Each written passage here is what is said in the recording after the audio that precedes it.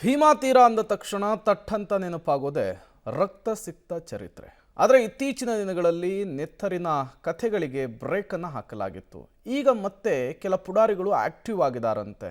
ಇದು ಅಲ್ಲಿಯ ಸ್ಥಳೀಯರಿಗೆ, ಉದ್ಯಮಿಗಳಿಗೆ ಹೊಸ ಟೆನ್ಷನ್ ಅನ್ನು ತಂದಿಟ್ಟಿದೆಯಂತೆ.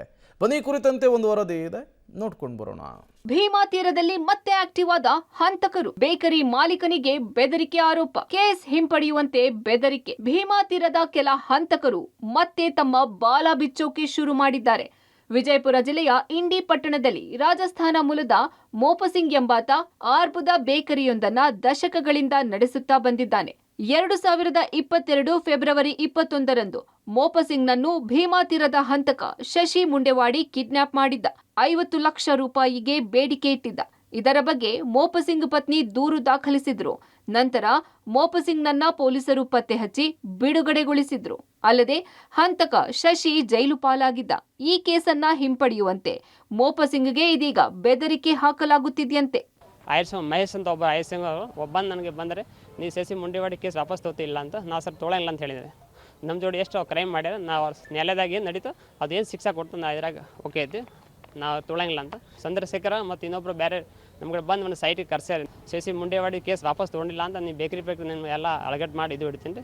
ಏಟು ನಮ್ಗೆ ನಾವು 2 ನಂಬರ್ ಮಾಡಂಗಿಲ್ಲ ರೀ. ನಾ ದಿವಸ ನಮ್ಮ ಅಂಗಡಿ ಏನು ತಯಾರಾಗ್ತೋ ಅದನ್ನ ಯಾರು ತಯಾರು ಮಾಡಿ, ನಾನು 2 ನಂಬರ್ ಮಾಡಂಗಿಲ್ಲ. ನೀವು ಏನು ಬೇಕು ಮಾಡಿ, ನಿಮ್ಗೆ ಯಾವ ಪ್ರಕಾರ ರೊಕ್ಕನೇ ಕೊಡೋಂಗಿಲ್ಲ, ಆಮೇಲೆ ಎಂತ ನಾ ಯಾವ ಪ್ರಕಾರದ ಕೇಸ್ ವಾಪಸ್ ತೊಗೊಳಂಗಿಲ್ಲ ಅಂತ ನಾ ಹೇಳಿದ್ರಿ.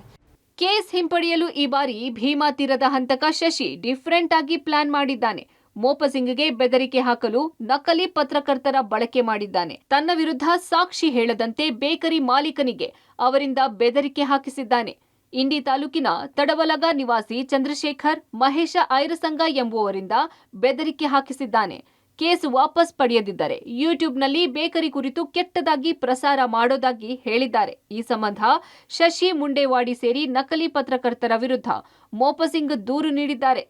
ನಾ ಈ ಸದ್ಯಕ್ಕೆ ವಿಡಿಯೋ ಮಾಡಿ ಹೋಗ್ತೀವಿ, ನೀವು ಒಳಗೆ ಏನೇನು ತಯಾರು ಮಾಡ್ತಾರೆ ಹೊರಗೆ ಹೇಳಿ, ನಿಮ್ಮ ಕೇಸ್ ನಡೆದವ್ರೆ ಬಿಜಾಪುರ ಕೋರ್ಟ್ನಾಗೆ ಅದು ಕೇಸ್ನ ಯಾವ ಪ್ರಕಾರ ವಾಪಸ್ ತೊಗೊಂಡಿಲ್ಲ ಅಂದರೆ ನಿಮಗೆ ಬೇಕರಿ ಪ್ರಕಾರ ಕೆಟ್ಟ ವಿಷಯ ಪೇಪರ್ದಾಗ ಇಲ್ಲ ಅಂದರೆ ಯೂಟ್ಯೂಬ್ ಚಾನಲ್ ಹಾಕಿ ನಿಮ್ಮ ಹೆಸರು ಕೆಟ್ಟಿಸ್ತೀವಿ ತೊಗೊಳ್ಳಿ, ನಾನು ಬೇಕರಿ ನಾ ಕೆಟ್ಟ ಹಾಕ್ತೀನಿ ಹಾಕಂತ ಹೇಳಿನಿ ರೀ.